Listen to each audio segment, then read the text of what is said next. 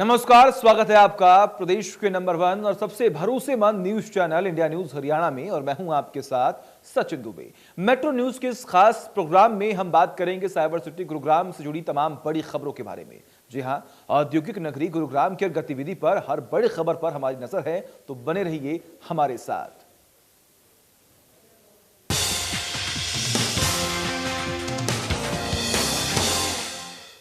और अब शुरुआत करते हैं बड़ी खबर के साथ। शुभम हत्याकांड में 3 आरोपी गिरफ्तार हो चुके हैं। 26 मार्च को शुभम का शव बरामद हुआ था। वारदात का मास्टरमाइंड सन्नी उर्फ खच्चर है। यह बड़ी खबर, अहम जानकारी।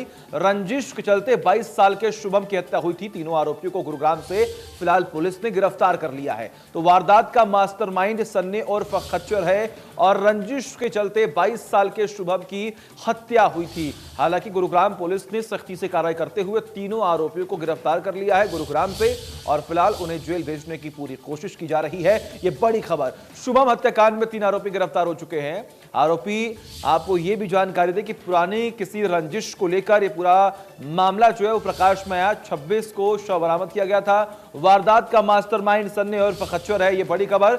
रंजिश के चलते 22 साल के शुभम की हत्या हुई थी।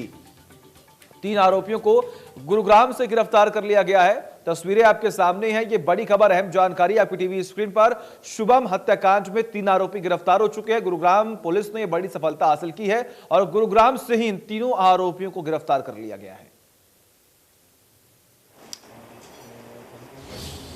और ड्यूरिंग इन्वेस्टिगेशन इसमें 3 आरोपियों को हमने गिरफ्तार किया है।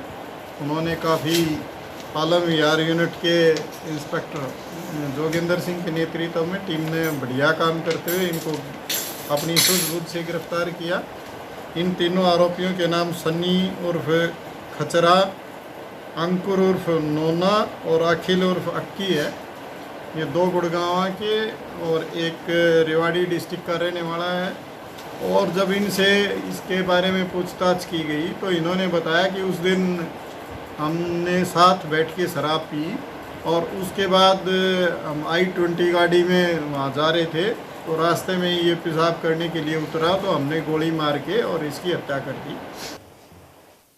और तमाम जानकारी के लिए हमारे साथ हमारे सहयोगी दीपक शर्मा जुड़े हुए हैं। दीपक, फिलहाल क्या कुछ अपडेट है? तीनों आरोपियों को गिरफ्तार कर लिया गया है। गुरुग्राम पुलिस को बड़ी सफलता हासिल हुई है। अगर इस पूरे मामले में बात करें तो पिछले काफी समय से गुरुग्राम पुलिस को इन तीनों बदमाशों की तलाश थी, खासकर सन्नी और खचरा की बात की जाए, क्योंकि गुरुग्राम में कई वारदातों को अंजाम दिया गया। और खासकर ये शुभम की हत्याकांड के मामले की बात करें तो एक ब्लाइंड मर्डर का मामला था गुरुग्राम पुलिस के सामने, क्योंकि 26 तारीख को सुबह शुभम का जो शव है धनकोट में, गुरुग्राम में धनकोट में मिला था, जिसके बाद पुलिस ने पूरे मामले की तफ्तीश करी तो शुभम के तौर पे पहचान हुई, लेकिन कोई तथ्य सामने नहीं लग पा रहे थे। ऐसे में गुरुग्राम पुलिस ने इस पूरे मामले की जांच करी तो उसमें भी सन्नी का नाम सामने आया था। इसके बाद पुलिस तफ्तीश में जुटी, इसकी तलाश में जुटी और आखिरकार गुरुग्राम पुलिस के हाथ कामयाबी लगी, जिसमें 3 युवकों को गिरफ्तार किया गया, जो कि तीनों इस हत्या में शामिल थे। जिसमें हम बात करें सन्नी और खचरा, इसके साथ साथ एक नोना और उसके साथ अक्की। ये 3 जो अगर बात करें बदमाश है, हालांकि इनमें सन्नी की बात करें तो तकरीबन 2 दर्जन करीब मामले हैं गुरुग्राम और फरीदाबाद आसपास के क्षेत्रों की बात करें तो, जिसमें हत्या के प्रयास, लूट जैसी और नशे के तस्करी जैसे कई मामले इसके ऊपर पहले भी हैं, गुरुग्राम पुलिस का कहना है। और अभी इन्हें गुरुग्राम की जिला अदालत में पेश करने के लिए लाया गया है, जहां से इनके रिमांड की मांग की जाएगी, क्योंकि पुलिस का कहना है कि हत्या में उपयुक्त जो हथियार थे वो भी बरामद करने हैं, एक गाड़ी भी उन्हें बरामद करनी है। तो ये तमाम तफ्तीश के लिए फिलहाल गुरुग्राम पुलिस इन्हें पेश करने के लिए गुरुग्राम कोर्ट में लेकर के पहुंची है, जहां इनके रिमांड की मांग की जाएगी। ठीक है, बिल्कुल दीपक, लगातार बने रहिए हमारे साथ, तमाम अपडेट्स हम आपसे लेते रहेंगे। और आगे बढ़ते रुक करते एक और बड़ी खबर का। 25,000 का इनामी बदमाश सचिन उर्फ मूसा गिरफ्तार हो चुका है। यह बड़ी खबर, अहम जानकारी। 25,000 का इनामी बदमाश सचिन उर्फ मूसा गिरफ्तार हो चुका है। गुरुग्राम पुलिस की क्राइम ब्रांच ने उसे गिरफ्तार किया है। यह बड़ी खबर। हत्या के प्रयास, फिरौती के कई मामलों में भी उसकी तलाश थी। नोएडा के गैंगस्टर रणदीप भाटी का साथी है सचिन। यह बड़ी खबर, अहम जानकारी। पुलिस ने सचिन के कब्जे से एक पिस्तौल भी बरामद की है और यह बड़ी सफलता हासिल की है। यह बड़ी खबर, अहम जानकारी। 25,000 का इनामी बदमाश सचिन उर्फ मूसा गिरफ्तार हो चुका है। तमाम जानकारी के लिए हमारे साथ हमारे सहयोगी दीपक जुड़े हुए हैं। दीपक, प्रदीप भाटी का साथी सचिन फिलहाल गिरफ्तार हो चुका है, क्या अपडेट? जी बिल्कुल, गुरुग्राम पुलिस ने एक 25,000 के नामी बदमाश सचिन उर्फ मूसा को गिरफ्तार करा है। सचिन उर्फ मूसा की अगर बात की जाए तो यूं तो इसके ऊपर हालांकि गुरुग्राम के तिगांव का रहने वाला है ये, लेकिन इसके ऊपर जो सबसे ज्यादा आपराधिक वारदातें हैं वो फरीदाबाद और नोएडा के अंदर है। और नोएडा के एक गैंगस्टर है जो कि रणदीप भाटी, उसका ये साथी है, उसका शूटर भी है ये रणदीप भाटी का। और इसके ऊपर हत्या के प्रयास जैसे कई मुकदमे हैं, फिरौती के कई मुकदमे हैं। खासकर गुरुग्राम पुलिस को इसकी तलाश थी कि गुरुग्राम हाल ही में ने गुरुग्राम के सेक्टर 14 में एक व्यापारी से फिरौती मांगी थी, रंगदारी मांगी थी। उस मामले में भी इसका नाम सामने आया था और इस मामले में तफ्तीश पर जुटी हुई थी पुलिस। और इसके साथ साथ फरीदाबाद पुलिस और नोएडा पुलिस भी इसकी तलाश करी थी, लेकिन गुरुग्राम पुलिस को एक ये बड़ी कामयाबी लगी है। 25,000 का इनामी बदमाश है।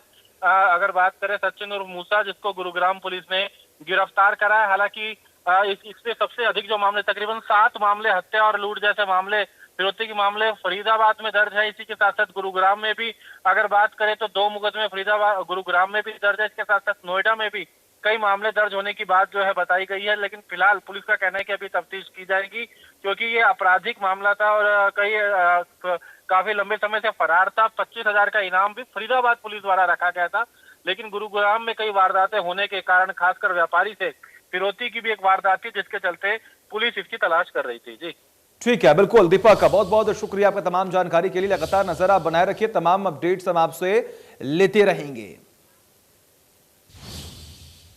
और भाई आगे बढ़ते, गुरुग्राम में एक बार फिर आग का तांडव देखने को मिला। इस बार आग नाथुपुर की झुग्गियों में लगी और देखते ही देखते करीब 500 झुग्गियां आग की चपेट में आ गई।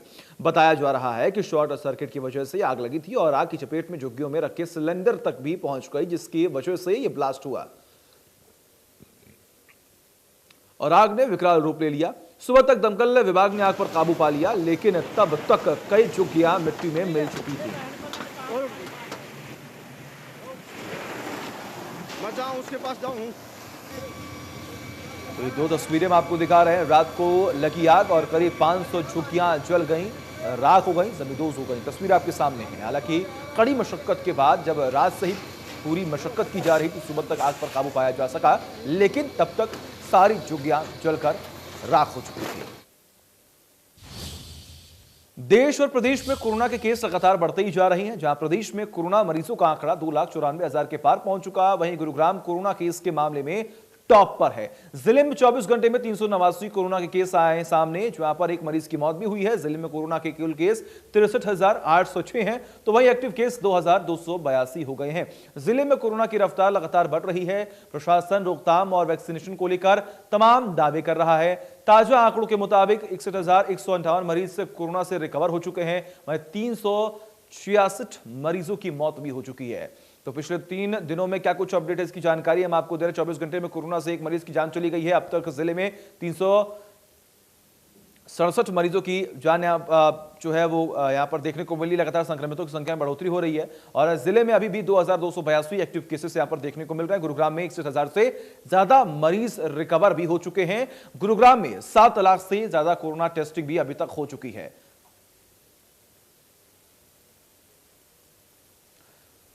तो हर रोज सैकड़ों की संख्या में कोरोना के सामने आ रहे हैं। 24 घंटे में 389 नए मामलों की पुष्टि हुई है। नए साल में फिर से तेजी से बढ़ रहा है कोरोना संक्रमण, जो अपने आप में सबको हैरान कर रहा है। पिछले 3 दिन में करीब 1,000 नए केस मिले हैं। 24 घंटे में कोरोना से एक मरीज की जान भी चली गई है और अब तक जिले में 367 मरीजों की जान जा चुकी है।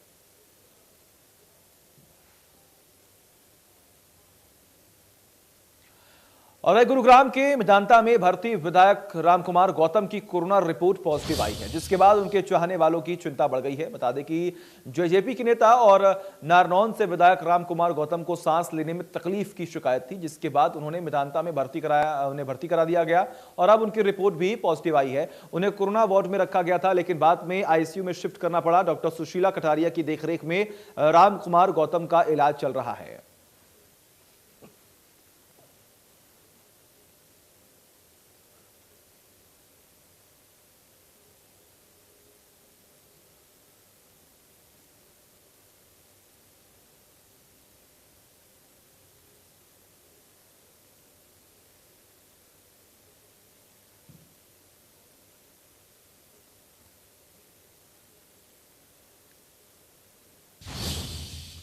और वही फसल खरीद के शुरुआती दौर में किसानों को ऑनलाइन रजिस्ट्रेशन वाली नीति से थोड़ी परेशानी हो रही है। गुरुग्राम की अनाज मंडियों में गेहूं और सरसों खरीद की पूरी तैयारी कर ली गई है, लेकिन फिर भी अभी तक फसल खरीद का काम अभी रफ्तार नहीं पकड़ पाया है, क्योंकि ना तो अभी गेहूं की फसल पूरी तरह से तैयार हो पाई है और ना ही किसानों को फसल के रजिस्ट्रेशन का मैसेज पहुंच पा रहा है।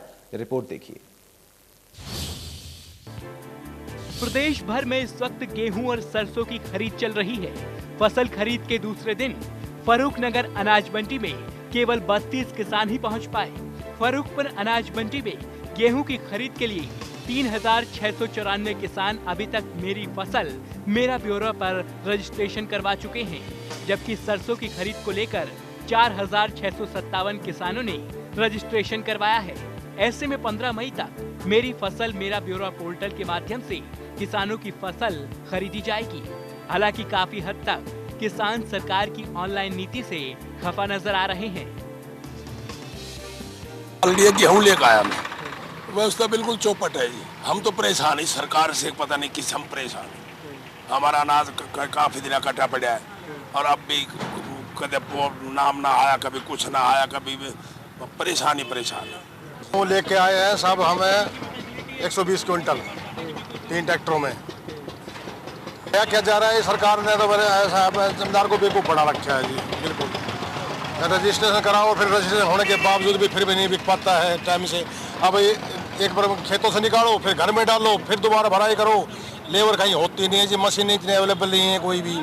गेहूँ आ रहा है 1 हफ्ते से, अब करते आज जो कटवाया कहीं आँच लग रही, कहीं कुछ लग रही है। भराई बड़ी समस्या हो रही है। नीचे से लेबर भरवाना पड़ा है, लेबर ले आओ, लेबर कहीं मिले को नहीं जल्दी सी। सब आप अपने कामों में फिट हो रही है। बाजरा कराओ मेरो बाजरो ना बिक्यू मेरो बाजरो रहेगो। वहीं सरकार का साफ तौर पर कहना है कि किसानों की फसल का एक एक दाना सरकार खरीदेगी और किसानों को किसी भी तरह की परेशानी नहीं आने दी जाएगी। पीसफुल प्रोटेस्ट करना सबका अधिकार है।